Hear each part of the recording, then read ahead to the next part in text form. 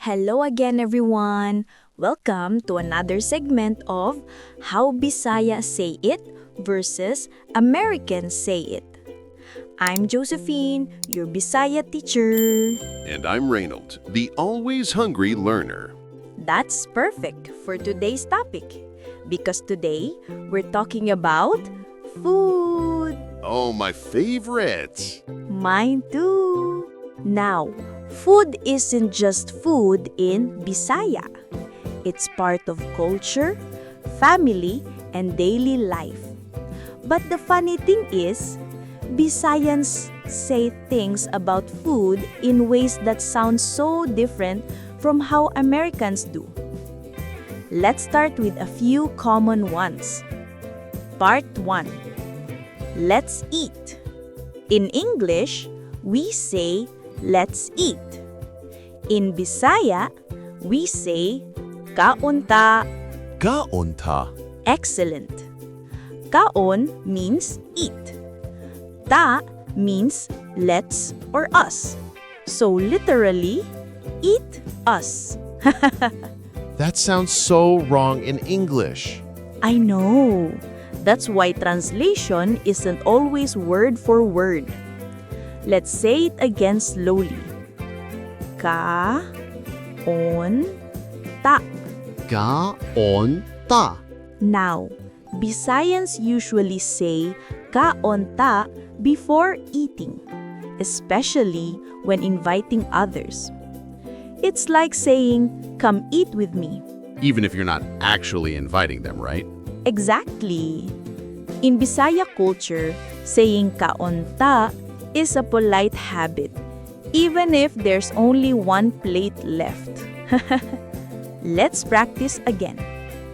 Kaon ta. Kaon ta. Part 2. I already ate. Now, if someone says kaon ta and you've already eaten, you say Nikaon nako. Nikaon nako. Very good. Let's break that down. Kaon, eat.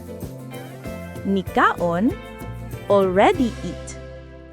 Na, already. Ko, I.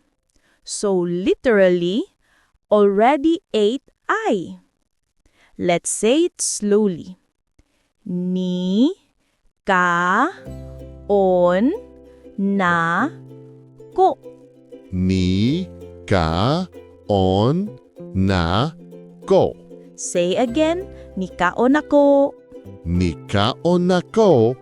Perfect. It means I already ate. So, nikaon nako, is that okay? Yes, that's it. In casual speech, that's how Bisayans say it. Let's practice both together. Nikaon ako. Nikaon nako. Part 3. I'm still eating. Next. I'm still eating. In Bisaya, nagkaon pa ko. Nagkaon pa ko. Excellent. Kaon comes from kaon. Nagkaon means in the process of eating.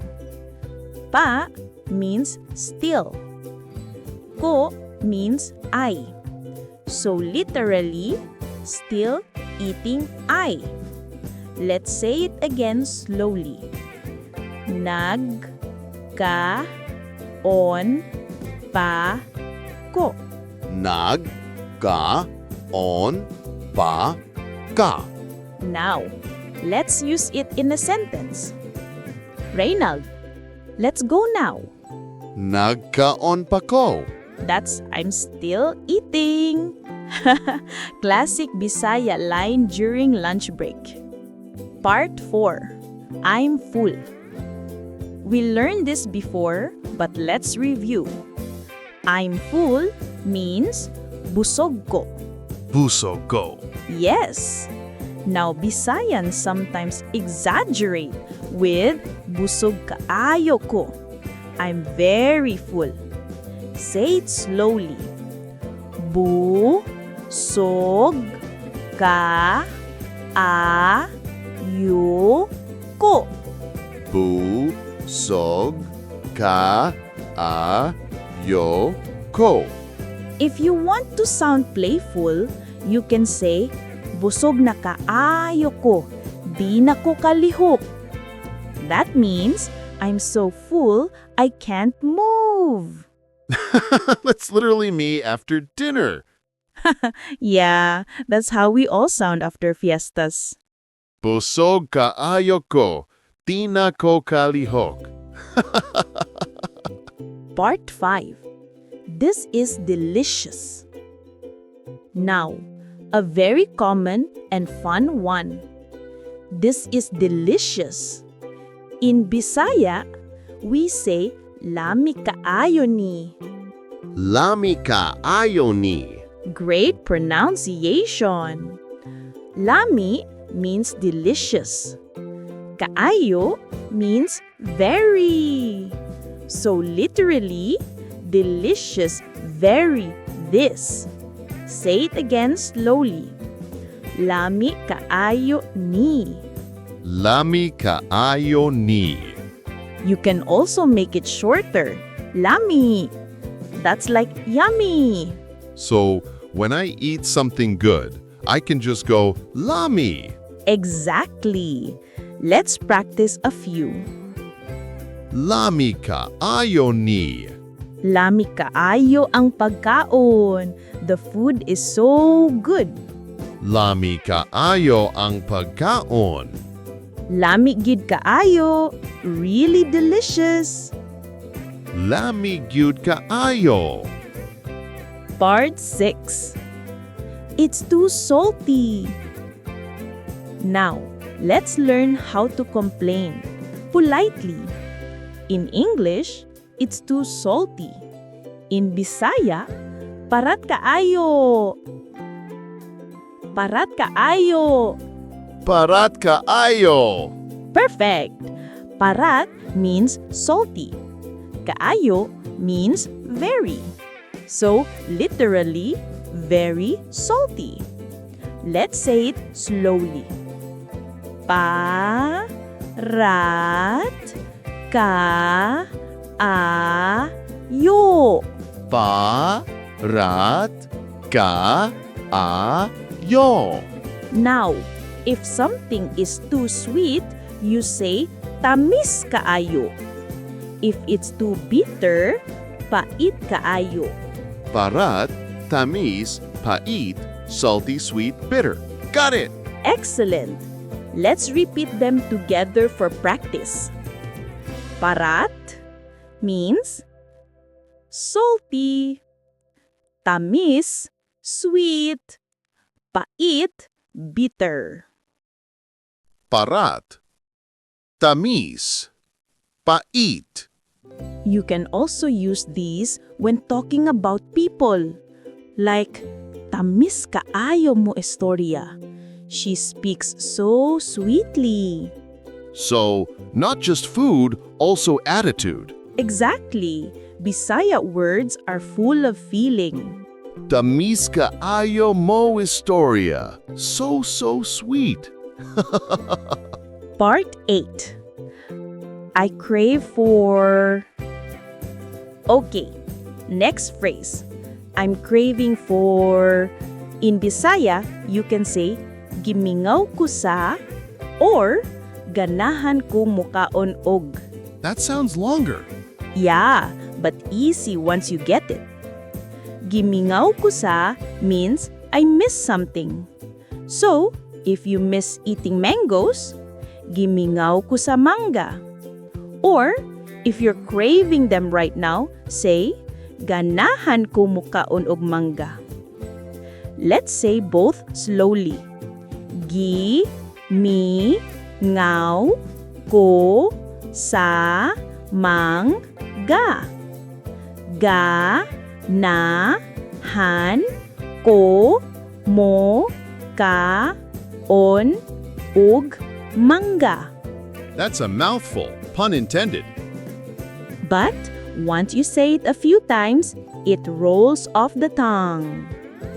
Part 9. funny mini roleplay. Okay, let's do a short roleplay again using what we learned. All right, but this time, can I be the hungry one?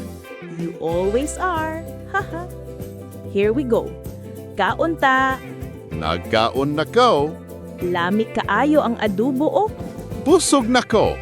Pero kanahan ko muka unugwanga. Naay mangga diha. Lami kaayo ni. Parat gamay. Pero okay ra. True, okay ra. Let's slow it down for the listeners. Kaon ta. Nagkaon nako. Lami kaayo ang adobo. Busog nako. Pero kanahan ko muka unugmanga. Naay mangga diha. Lami kaayo ni. Parat gamay. Pero okay ra. Part 9. Quick Review. Let's review today's food expressions. Let's eat. Kaunta. I already ate. Nagkaon ako. Or nikaon ako. I'm still eating. Nagkaon pa ko. I'm full. Busog ko. Or busog kaayo ko. This is delicious. Lami kaayo ni. It's too salty. Parat kaayo. I'm craving for mangoes. Ganahan ko mukawon og mangga. Perfect! Remember, Bisaya expressions about food are short, expressive, and full of feeling. Food is love, and Bisayans talk about it with passion. So true. You can't learn Bisaya without learning how to talk about food. Exactly. Now go out there, eat something delicious, and try saying lami kaayo ni. Or kaonta if you're with friends. Yes, invite everyone the Bisaya way. That's it for today's segment, Funny Food Expressions. In our next one, we'll talk about how Bisayans give directions. Because trust me, you will get lost if you don't understand how locals say turn left. Oh no, that's me every time. Then don't miss it. Until next time, magkita ta puhon. Bye-bye.